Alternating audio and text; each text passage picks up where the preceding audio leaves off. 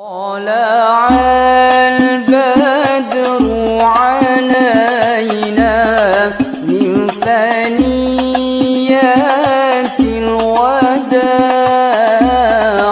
وجب الشكر علينا وحده لا شريك له وأشهد أن محمدا عبده ورسوله لا نبي ولا رسول بعده. Allahumma salli wa sallim wa barik ala habibina wa syafi'ina wa qurrati a'yunina Muhammad wa ala alihi wa sahbihi wa sallim tasliman katsiran. Alhamdulillah, segala puji bagi Allah kita haturkan yang telah memberikan nikmatnya kepada kita sehingga pada malam hari ini kita bisa berkumpul kembali dalam rangka untuk mendapatkan pahala dari Allah, mendapatkan kebaikan dari Allah Subhanahu wa taala, memahami hukum-hukum syariat Allah Subhanahu wa taala, hukum-hukum fikih yang merupakan amalan-amalan hari-hari kita. Semoga Allah memudahkan kita untuk bisa memahami agamanya dengan baik, sehingga kita bisa menjalankan agama ini dengan yakin dan penuh kemantapan hati. Amin amin ya rabbal alamin. Jamaah yang berbahagia,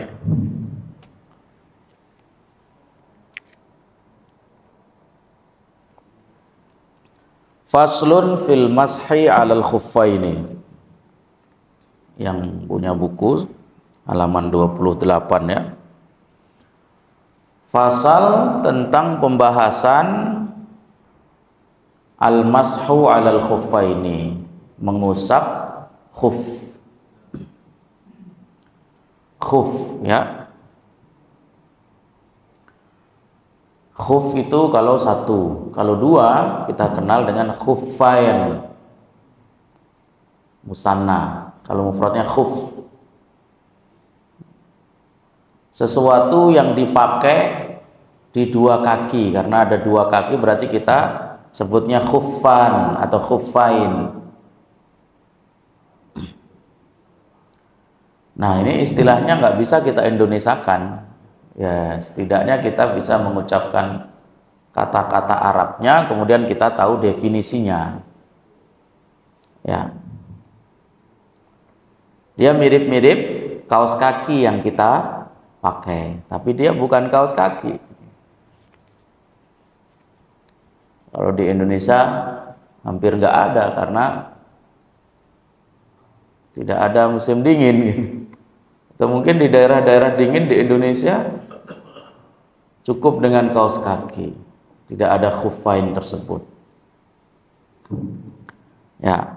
Sesuatu yang kita pakai di kaki kita, seperti kita memakai kaos kaki begitu, tetapi terbuat daripada jild. Jild itu kulit. Kalau kaos kaki kan dari tenunan kain-kain benang-benang itu kan. Ini terbuat dari kulit. Nah, ini disebut khuf. Kalau terbuat dari kain, benang-benang itu berarti kaos kaki. Bahasa Arabnya jawrob. Orang Mesir bilangnya syarob. Ya, tapi di sini kita bilang khuf atau khuffain. Ya, sesuatu yang kita pakai mirip dengan kaos kaki tapi terbuat daripada kulit. Itu. Ini disebut dengan apa? Khuf, khuffain. Nanti kalau bapak-bapak dan ibu-ibu main ke Eropa, ke Arab pas musim salju, musim dingin, nah itu pasti butuh itu. Karena kalau dari kulit itu kan hangat kaki. Sementara daerah-daerah yang sejuk dan dingin bersalju itu, kalau kita badannya nggak terlapisi, bisa beku. Kalau beku darah nggak ngalir, bahaya. Ya, Begitu. Hukumnya apa? Hukumnya hukmul mashi alal khuffaini wal mashu alal khuffaini jaizun. Hukumnya diperbolehkan. Badalan min ghuslil qadamaini, sebagai ganti membasuh dua kaki saat wudu. Nah, kalau kita wudu kan di antara rukun wudu membasuh dua kaki sampai ke mata kaki, itu rukun. Kalau nggak dibasuh ya nggak sah. Nah, karena kita memakai khuf tadi, tangan kita basuh biasa, muka kita basuh biasa, kepala kita usap, telinga, sampai pada gilirannya membasuh kaki dalam keadaan kita memakai khuf. Nggak perlu dibasahin semua kaki kita. Cukup kita usap dengan air wudhu di atas khuf tadi. Ini khuf, ini kaki yang memakai khuf, kita usap dari ujung ke sini ke belakang. Atasnya saja. Nah, ini diperbolehkan. Karena khuf ini kan dipakai terus untuk menghindari dingin. Ya kan, nggak kita copot pas giliran kita batal wudhunya, kita mau wudhu, muka kita basuh, tangan, kepala juga, giliran masuk kaki kita cukup usap di atas khuf yang kita pakai di kaki tadi. Nggak perlu kita copot khufnya, kita basuh kakinya lagi, nggak perlu. Nah, itu akan merepotkan sekali itu, khususnya di musim dingin. Belum nunggu keringnya, nyari handuk untuk mengeringkan, baru dipakai lagi khufnya. Nah, ini merepotkan. Dan alhamdulillah agama Islam ini agama yang memberikan kemudahan. Ini diantara bentuk kemudahan yang diberikan agama Islam, yaitu diperbolehkan mengusap di atas khuf yang kita pakai saat berwudu. Dalilnya adalah riwayat daripada Sa'ad bin Abi Waqqas, anna Nabiyya sallallahu alaihi wasallam masaha 'alal khuffaini, bahwa sungguhnya Nabi sallallahu alaihi wasallam juga pernah melakukan aktivitas tersebut, yaitu mengusap di atas khuf. Hadis riwayat Imam Bukhari. Ya, Masya Allah. Beda dengan sepatu. Nanti pembahasan kita saat membahas khuf ini, apakah kaos kaki bisa dikiaskan dengan khuf? Begitu. Apakah sepatu bisa dikiaskan dengan khuf? Begitu. Nah, begitu. Dia beda. Nanti perbincangan di kalangan ulama. Artinya apa? Kalau dia memiliki kesamaan dengan khuf yang kita jelaskan di sini, kita ada dalil namanya qiyas. Seandainya tuh kaos kaki memenuhi syarat sama kuatnya seperti khuf, atau sepatu memiliki syarat yang terpenuhi dalam sepatu sama dengan khuf tadi, qiyas hukumnya qiyas. Diperbolehkan juga atau tidak sesuai dengan ketentuan yang ada. Di situ memenuhi syarat atau tidak. Oke, hikmah kenapa Islam mensyariatkan dibolehkannya mengusap di atas khuf. Hikmahnya, syuri'al mashu 'alal khuffaini takhfifan wa tashilan, untuk meringankan dan memudahkan 'alal mukallafina, bagi orang-orang mukallaf, wa khususnya fil bardis syadid, di musim dingin yang sangat dingin, wa fi asna'is safar, dan khususnya saat bepergian. Jadi alasan orang memakai khuf nggak hanya saat dingin, ternyata saat bepergian. Bepergian itu kan kita bayangkan seandainya naik bis saja deh. Kalau dikit-dikit kita harus turun nyari air wudhu, basahin kaki, semua ini kan merepotkan. Islam datang meringankan dan memudahkan, apalagi datang musim dingin. Masya Allah. Hatta la yakuna li ahadin uzrun fi tarkis shalah, sehingga tidak ada alasan bagi siapapun karena alasan dingin, karena alasan repot bepergian, kemudian dia meninggalkan sholat. Islam memudahkan loh. Islam itu agama yang mudah. Yuridullahu bikumul yusra wala yuridu bikumul usra. Allah menginginkan untuk kalian yang gampang dan yang mudah, tidak menginginkan untuk kalian yang sulit. Masya Allah. Maka agama yang mudah ini jangan kita bersulit. Syurutul mashi alal khuffaini, syaratnya sekarang. Yushtaratu li sihhatil mashi alal khuffaini arba'atu syurutin, disyaratkan, diperbolehkan mengusap di atas khuf 4 syarat. Wahia, yaitu al-awwalu, yang pertama, an yabtadi alubsahuma atau an yubtada alubsuhuma, memakai 2 khuf tadi dimulai ba'da kamalit toharoti, setelah sempurnanya toharoh, baik bil ghusli, toharoh dengan mandi, atau bil wudu'i, atau toharoh dengan wudu. Jadi syarat pertama memakai khufnya tadi harus sudah suci dari hadas kecil yaitu dengan wudu, atau suci dari hadas besar yaitu dengan mandi. Selesai bersuci tadi baru memakai khufnya. Ini syarat pertama. Asani, yang kedua syaratnya, an yakunal khuffani, 2 khuf yang kita pakai tadi, ini syaratnya. Kita nanti tengok sepatunya sama nggak dengan ini. Kalau seandainya sepatu satiroini, bisa menutupi limahalli ghuslil fardi minal qadamaini ma'al ka'baini, menutupi tempat wajibnya dibasuh saat wudu, basuh kaki, yaitu apa? Telapak kaki sampai mata kaki. Nah, seandainya sepatu kita seperti itu, menutupi telapak kaki kita semuanya total, sampai kepada mata kaki juga tertutupi oleh sepatu tersebut, berarti memiliki kesamaan. Bahkan sepatu lebih kuat daripada sekedar khuf, ya kan?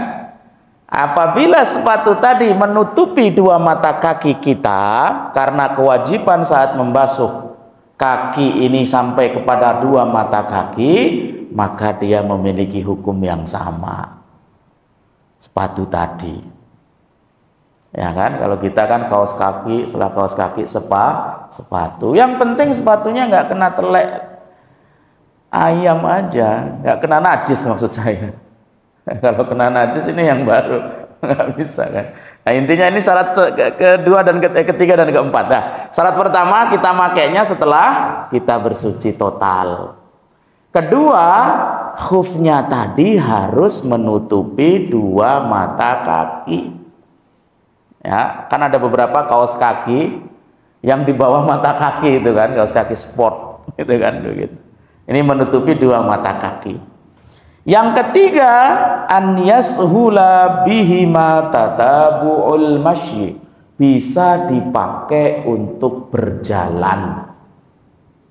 Kaos kaki yang biasa, nah contohnya Pak Misran nih, bisa nggak dipakai untuk berjalan? Bisa Ustadz, tapi rawan koyak. Kalau dipakai untuk berjalan kena kerikil, kena aspal kan sobek. Nah ini kan bukan begitu yang kami mau, begitu loh.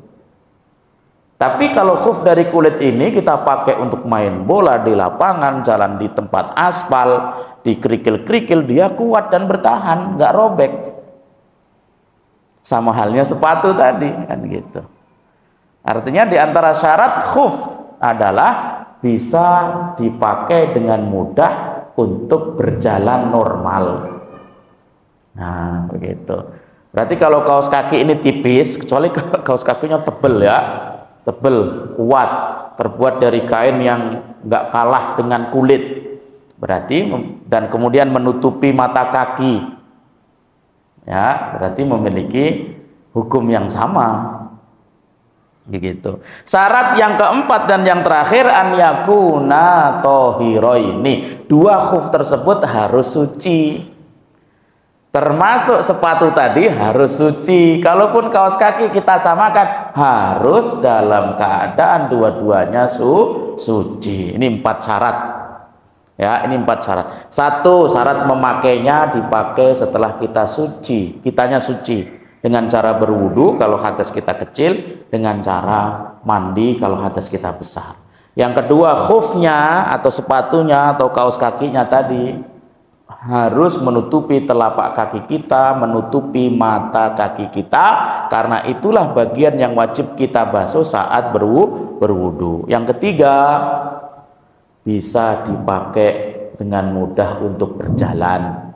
Yang keempat, bahannya suci, khufnya suci, sepatunya suci, kaos kakinya suci. 4 syarat ini dalam mazhab Syafi'i. Ya, berarti kita kiaskan sepatu tadi sah-sah saja. Yang penting 4 syarat ini terpenuhi. Apalagi di dalam sepatu kita tambahi kaos kaki. Ya kan? Yang penting kaos kakinya, sepatunya semuanya suci dan menutupi mata kaki. Kita perjalanan jauh, saat kita wudhu, kita basuh muka, basuh tangan, usap kepala. Giliran sampai kaki, kita cukup usap kaki tersebut, sepatunya atau khufnya, kita basahi tangan kita dengan air wudhu.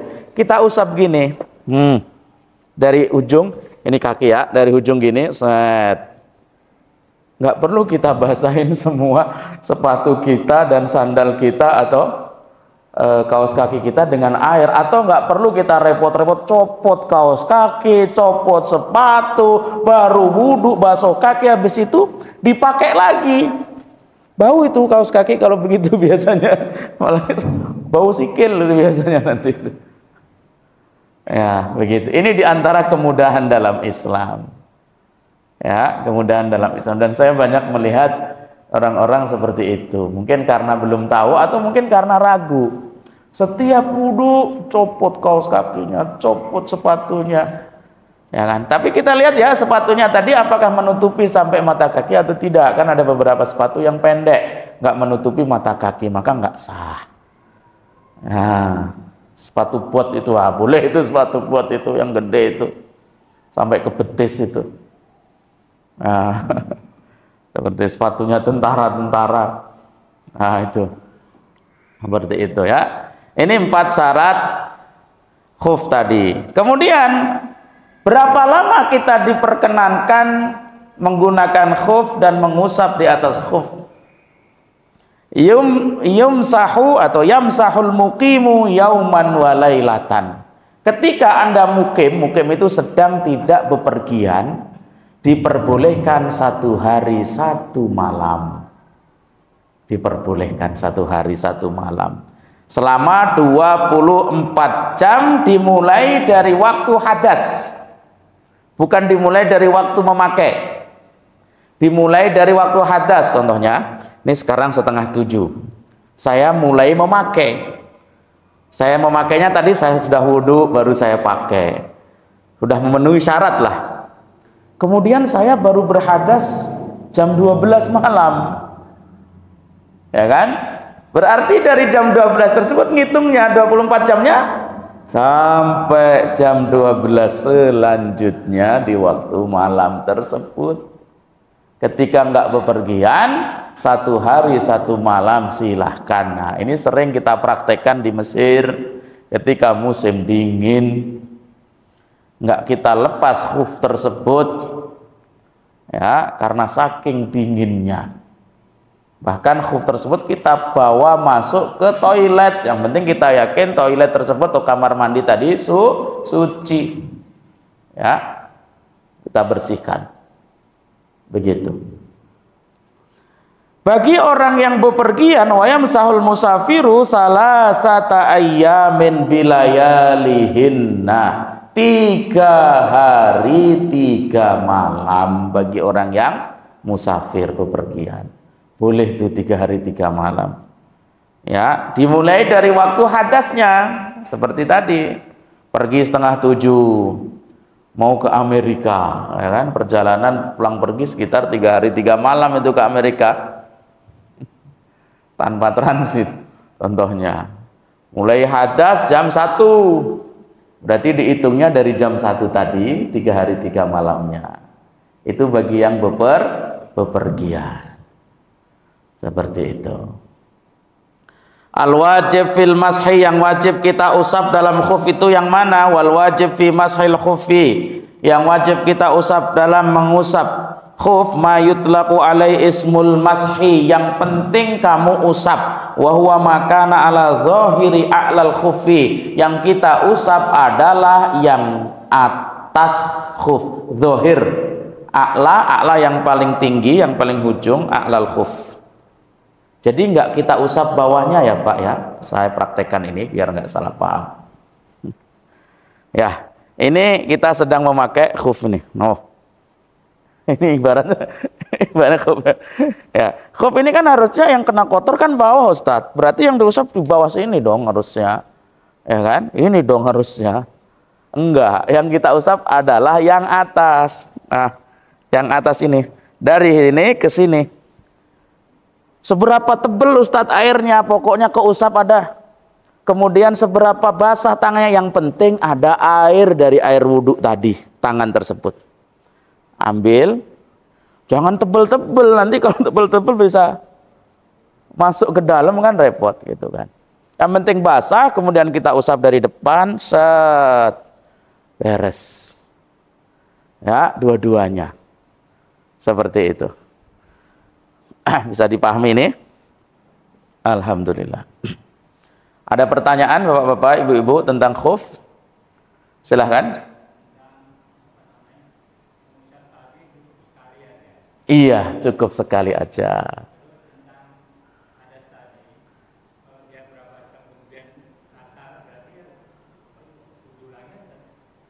Kalau sudah habis masanya baru 3 hari 3 malam dimulai saat dia batal. Kita betul bagi yang musafir. Oke. Bagi yang nggak musafir 1 hari 1 malam. Nah, as-sunnatu fil mashi, yang disunahkan saat mengusap khuf, as-sunnatu fi mashil khufi an yakuna khututon. Ya. Disunahkan rata lurus dari atas ke bawah. Ya, sebetulnya bebas, yang penting yang atas yang kita usap. Mau dari atas ke bawah, mau dari tengah, gini, bebas. Tapi yang disunahkan dari sini, dari atas ke bawah. Bi an yufarrijal masihu baina asabihi, orang yang mengusap tangannya jangan dempet-dempet. Boleh direnggangkan gini. Direnggangkan.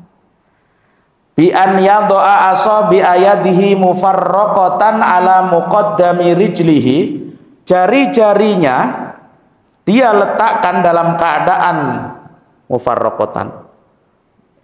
Bukan begini, tapi mufarraqatan. Apa ini? Apa ini? Renggang ya. Ya, kita letakkan depan kaki, ujung kaki depan, ya. Kemudian kita tarik ke belakang, tsumma yashabuha ilal khalf, kita tarik ke belakang. Tangan kita begini, kita tarik ke belakang. Itu caranya, itu sunnahnya. Tapi kalau nggak begitu boleh, yang penting yang kau usap atas, bukan bawah. Ya, kalau yang kau usap bawah doang nggak sah. Ustaz, kalau yang saya usap atas plus bawah monggo. Kalau bisa justru bawah jangan basah, karena akan kau pakai nginjak. Kalau kau basahin nanti malah kepleset, kan begitu. Atasnya saja. Lanjut, mubtilatul mashi, hal-hal yang membatalkan al-mashu alal khuffain, yang membatalkan mengusap khuf. Ya betulul mashu alal khuffaini bi ahadi salasati asya, 1 dari 3 perkara yang membatalkan. Artinya sudah nggak bisa lagi atau sudah tidak sah lagi mengusap khuf tadi, 1 dari 3 perkara. Yang pertama, bi khal'ihima, ketika kau melepas dua-duanya, au ahadihima atau salah satunya, awin khila'ihi atau khuf tersebut terlepas secara sendirinya, mungkin rusak. Kan biasanya ada resletingnya itu khufnya, dari sebelah kanan atau kiri ada resletingnya untuk menguatkan. Ternyata rusak dan terlepas secara tidak sengaja. Atau kau sengaja melepas baik dua-duanya atau salah satunya. Au khurujil khuffi an solahiyatil mashi, atau khuf tersebut sudah kadaluarsa dan nggak bisa atau nggak layak dikatakan khuf. Litamazzukihi, karena dia sudah sobek dan koyak, wa takharruqihi, atau dia sudah bolong-bolong. Nah, kalau khufnya keadaannya seperti itu, bolong-bolong, udah rusak, udah nggak layak dikatakan khuf. Karena tadi kita ada syarat khuf bisa dipakai untuk jalan normal tadi, maka otomatis tercancel, artinya sudah nggak layak dan nggak sah lagi. Atau kau sudah melepasnya salah satu atau dua-duanya, atau terlepas secara sendirinya, begitu. Terus Ustaz, kalau kita mau memulai lagi dari normal, dari awal tadi dengan 3-4 syarat tadi. Tadinya kau sudah melepas, ya kan? Kalau kau mau memakai lagi berarti wudu dulu. Kalau kau ada hadas kecil wudu, hadas besar mandi dulu, mandi wajib. Kemudian pastikan dalam keadaan suci khufnya, menutupi kedua mata kaki. Kemudian pastikan khuf tersebut bisa dipakai jalan. Berarti mulai lagi dari awal, kan begitu. Yang kedua yang membatalkan adalah inqidha'ul muddah, sudah selesai masa yang ditetapkan. Bagi orang yang tidak bepergian masanya sehari semalam. Kalau udah lewat sehari semalam berarti udah nggak bisa lagi. Loh Ustaz, besoknya saya mau lanjut lagi, bagaimana caranya? Ya mulai lagi dari awal tadi. Kau silahkan lepas, kamu wudhu dalam keadaan normal, bersuci dulu, kemudian pakai lagi, niat lagi. Gitu. Bagi yang bepergian 3 hari 3 malam sudah selesai 3 hari 3 malamnya. Mau lanjutin bagaimana caranya? Lepaskan dulu, ya kan? Renggangkan kakinya, bersihkan kakinya dulu, wudhu dulu dalam keadaan bersuci, kemudian pakai lagi, begitu. Asal itu yang ketiga, bihudusi ma yujibul ghusla, terjadi hal-hal yang mewajibkan kamu mandi wajib, berarti otomatis batal. Ya, berarti terjadi hal-hal yang mengharuskan kamu mandi wajib. Ya, ternyata bagi perempuan haid, ya kan? Atau keluar sperma, mandi wajib kan? Berhubungan suami istri walaupun tidak keluar, itu kan mengharuskan mandi wajib. Ketika terjadi itu kamu melakukannya dan kejadiannya saat memakai khuf, maka otomatis di situ batal. Ya, nggak bisa dilanjutkan. Caranya gimana melanjutkan? Ya udah, lepas, selesaikan dulu mandi wajibnya. Sudah dalam keadaan suci, kemudian kau mulai menggunakan khuf tersebut lagi, karena memang jika kamu membutuhkan. Nah, itu selesai pembahasan tentang mengusap di atas khuf. Sebelum kita lanjut, ada pertanyaan Bapak-bapak?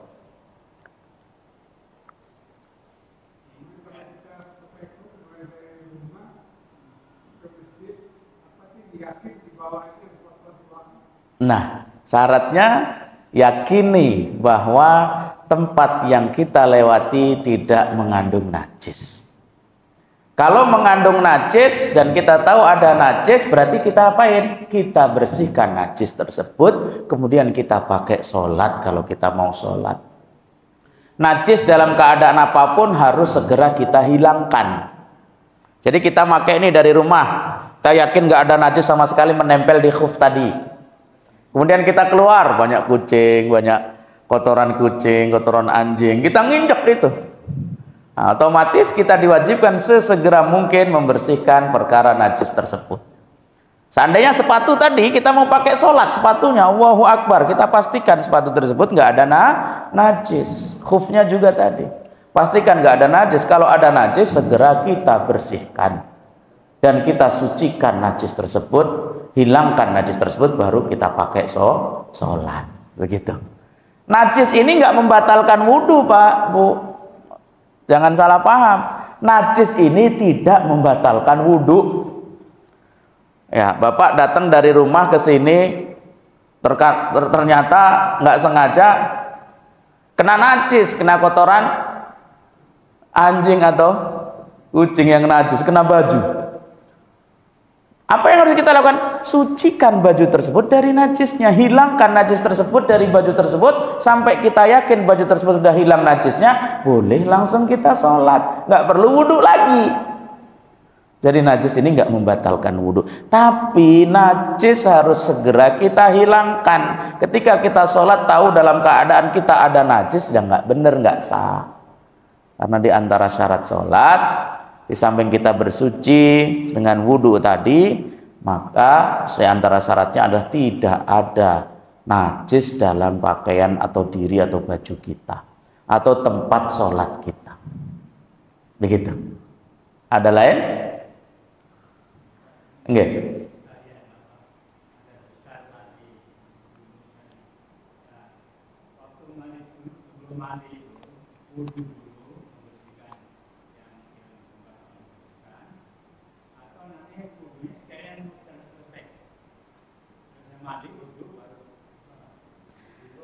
Dalam masalah mandi ada namanya mandi yang paket lengkap, pahala plus kewajibannya tergugurkan.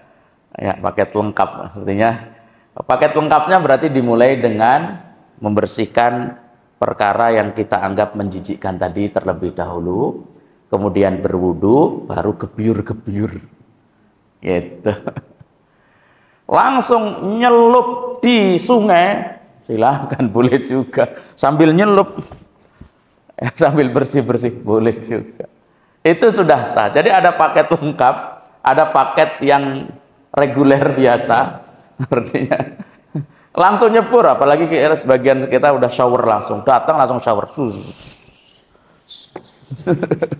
Yang penting niat, ya, niatnya ada, itu niat mandi menghilangkan hadas besar tadi, itu yang terpenting, ya. Seperti itu tuh masalah mandi.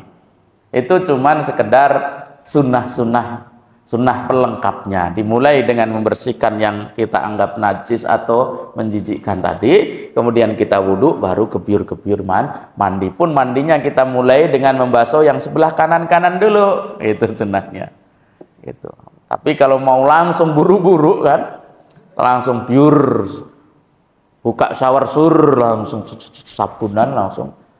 Yang penting saat sur tadi niat ingsun menghilangkan hadas besar lillahi ta'ala, niatnya untuk mandi wajib dan mandi besar tadi, ya.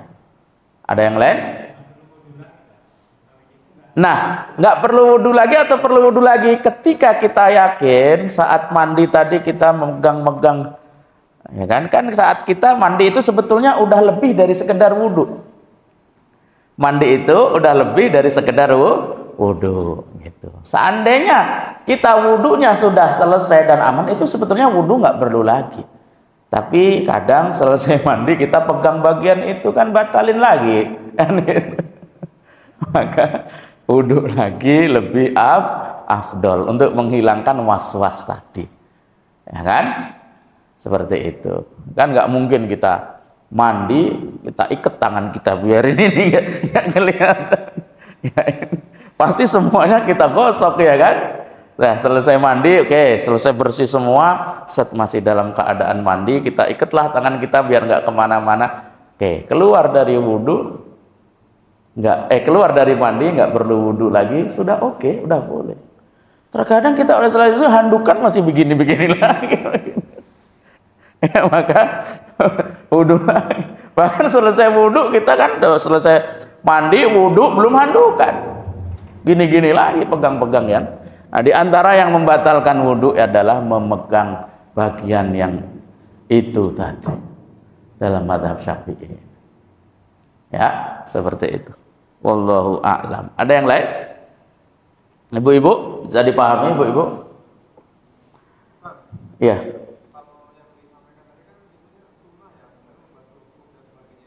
Hmm.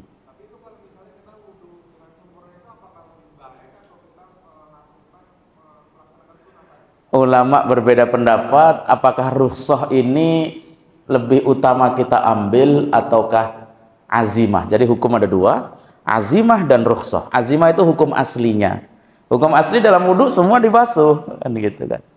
Kaki-kaki kita basuh. Kemudian hukum rukhsah itu hukum yang berbeda dengan azimah. Ulama berbeda pendapat. Apakah azimah lebih utama kita lakukan ataukah rukhsah mesti kita ambil? Hadisnya ada juga gitu kan. Innallaha, sungguhnya Allah, yuhibbu, mencintai apabila rukhsah yang diberikan tersebut dikerjakan oleh hamba-hambanya. Ya. Di sini ya, ini Bapak-bapak, Ibu-ibu boleh ikut saya, enggak ada masalah. Kalau saya lebih memilih mana yang lebih memudahkan dan enggak menyusahkan dan membuat hati kita yakin. Itu poinnya. Memudahkan, tidak menyusahkan, dan hati Anda yakin. Intinya begitu. Ya kan? Saat-saat tertentu harus copot berkali-kali ini betul-betul menyusahkan. Kenapa kita menghindar untuk mengambil rukhsah dari Allah, kan begitu kan? Sementara agama ini jangan kau persusah, itu poinnya begitu.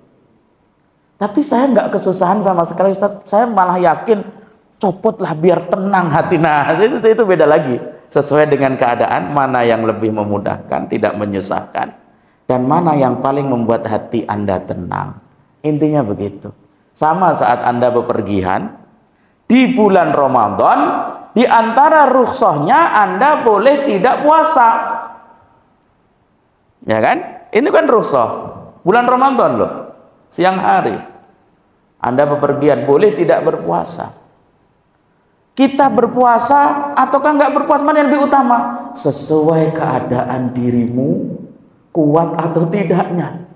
Ketika safarnya itu ngoyo, menghabiskan energi, tenaga, memberatkan diri kita, kenapa Anda menolak mengambil keringanan dari Allah? Gitu loh.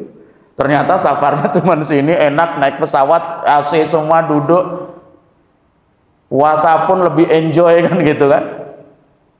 Maka di situ ambillah puasanya, kan begitu maksudnya.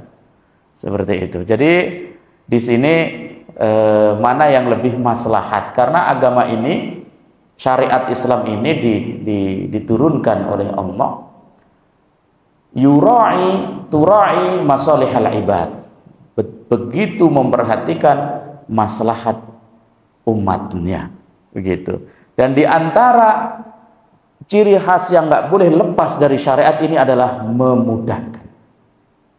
Sama saat puasa atau tidak puasa, saat bepergian di bulan Ramadan, mana yang memudahkan. Tapi tidak berarti cari-cari yang paling mudah, yang enak-enak. Nggak boleh.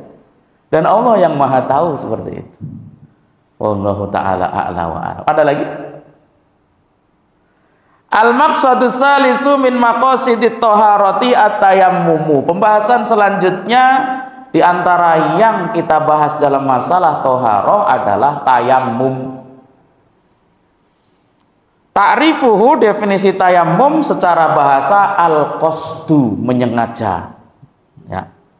Syar'an, secara syariat, tayammum adalah isalu turabin tahurin lil wajhi wal yadaini biniyatin, menyampaikan debu yang suci. Kemana kita sampaikan? Ke wajah dan kedua tangan, biniyatin, dengan adanya niat bersuci. Debu kita usapkan ke wajah kita dan kedua tangan kita sambil berniat. Berapa menit lagi nih ada? Takut kebablas. 57. 5 menit lagi ya. Hukmuhu, hukumnya atayammumu wajibun inda adami wujudil ma'i awil ajzi an istimalihi. Tayammum hukumnya wajib bagi orang tertentu. Orang tertentu ini orang yang mana? Orang yang tidak mendapatkan air atau tidak mampu menggunakan air. Tidak ada air. Atau ada air tapi nggak bisa menggunakan air. Nggak bisanya ini macam-macam. Nggak bisa karena nggak ada duit untuk beli, airnya harus beli.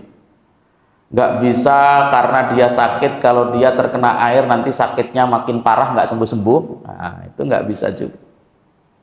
Nggak bisa karena ada air tapi jauh, butuh setengah hari untuk menuju. Itu contoh. Banyak macam nggak bisanya. Atau karena memang nggak ada air. Ada dua ini. Nggak ada air dan nggak bisa menggunakan air, maka wajib tayamum. Wajib tayamum. Menggunakan debu kita usapkan ke muka kita dan kedua tangan kita dengan niat bersuci. Dalilnya ada pada surat Al-Maidah ayat 6, Allah Subhanahu wa taala berfirman, wa in kuntum junuban fattahharu. Kalau kalian dalam keadaan junub maka bersucilah. Wa in kuntum mardo, kalau kalian dalam keadaan sakit, au ala safarin, atau sedang safar, au jaa ahadum minkum minal ghaiti, atau sedang buang air besar, artinya buang hajat gitu. Kan batal itu wudunya. Aula mastumun nisa, atau dalam mazhab Syafi'i bersentuhan laki dan perempuan yang membatalkan wudu, atau sedang melakukan hubungan suami istri dalam mazhab lainnya sehingga wudunya batal. Falam tajidu ma'an, kemudian kalian tidak mendapati air untuk bersuci, berwudu, mandi besar. Fatayammamu, maka bertayamumlah kalian, carilah debu soi dan debu toyiban yang suci dan bersih. Famsahu, kemudian usapkanlah biwujuhikum, ke wajah kalian, wa aidikum minhu, dan kedua tangan kalian, minhu, dari debu yang suci tadi. Di dalilnya surat Al-Maidah ayat 6. Dalam sabdanya Rasulullah SAW, ju'ilat liyal ardu masjidan wa tahuran. Ju'ilat, dijadikan li bagiku, al ardu tanah, masjidan tempat sujud salat, wa tahuran dan tempat atau alat bersuci. Jadi bagi Rasulullah ini diantara keistimewaan yang diberikan Allah kepada Rasulullah dan umatnya yang tidak diberikan kepada nabi lain, yaitu apa? Bahwa tanah atau bumi lemah ke bahasa Jawanya itu sah dipakai sholat, juga sah dipakai bersuci. Sah dipakai sholat, yang penting area yang akan kau pakai sholat tadi tidak ada najis. Sah kau pakai untuk bersuci, yang penting tanah yang akan kau pakai untuk bersuci, namanya tayamum tadi, tidak kecampur dengan benda najis. Ini keistimewaan dalam umat Islam yang tidak ada dalam umat lain. Ya, syurutut tayamum ada 5 macam syaratnya. 1, al-ajzu an isti'malil ma'i, tidak mampu menggunakan air. Tidak mampu ini banyak alasan ya tadi. Yang kedua, an yakuna ba'da dukhulil waqti ala sabilil yakin, setelah masuk waktu. Jadi tayamumnya setelah masuk waktu. Ya, ini adzan Isya contohnya. Udah masuk waktu Isya, kita baru tayamum. Ya, yang ketiga, thalabul ma'i ba'da dukhulil waqti, setelah masuk waktu dia sudah berusaha cari air, belum ketemu juga. Udah berusaha menggunakan air, belum bisa juga. Yang keempat, an yakunal ma'u ba'idan 'anil makanil ladzi yuqimu fihi, ada air tapi jauh dari tempat dia tinggal. Bihaitsu la yasilu ilaihi, tidak bisa dia mencapai tempat tersebut illa bimasyaqqatin syadidatin, kecuali dengan jerih payah yang luar biasa. Au dhaya'i waqti sholati, atau habisnya hilangnya waktu sholat. Nah, ini syarat-syarat tayamum tadi. Yang kelima, yang terakhir karena sudah azan, at-turabut tahur, pakai debu yang suci. fatayammamu sha'idan thayyiban. Jadi sudah waktu masuk, sudah berusaha cari air, nggak bisa pakai air padahal udah berusaha, masih belum bisa dan belum menemukan, ataupun ada air jauh, harus dengan kerja keras untuk bisa mendapatinya. Kira-kira kalau kita bisa mendapatinya itu waktu sholat sudah habis, maka disitulah kita bertayamum. Kemudian yang kita pakai turabnya, tanahnya harus tanah yang suci. Kita yakin itu suci, nggak ada najis yang tercampur. Nanti kita ada lanjutan lagi ya, apakah kita nanti boleh tayamum dinempelin dan lain sebagainya. Ini madhab Syafi'i nanti seperti apa, karena sudah azan Isya ya. Sebelum kita tutup, ada pertanyaan mudah-mudahan ya kita tutup dengan doa kafaratul majlis. Subhanakallahumma bihamdika asyhadu an la ilaha illa anta astaghfiruka wa atubu ilaik. Wassalamualaikum warahmatullahi wabarakatuh.